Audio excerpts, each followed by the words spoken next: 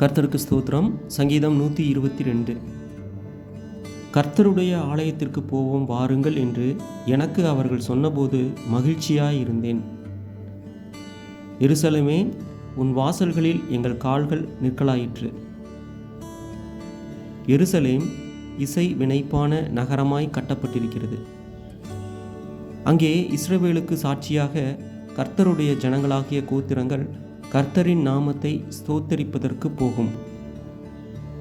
அங்கே தாவீதின் வம்சத்தாருடைய சிங்காசனங்களாகிய நியாயாசனங்கள் வைக்கப்பட்டிருக்கிறது. எருசலேமின் சமாதானத்துக்காக வேண்டிக் கொள்ளுங்கள். உன்னை நேசிக்கிறவர்கள் சுகித்திருப்பார்களாக. உன் அலங்கத்திற்குள்ளே சமாதானமும் உன் அரண்மனைகளுக்குள்ளே சுகமும் இருப்பதாக. என் சகோதரர் நிமித்தமும் என் சிநேகிதர் நிமித்தமும் உன்னில் சமாதானம் இருப்பதாக என்பேன்.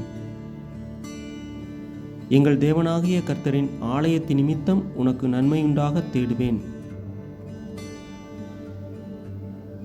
ஆமென்.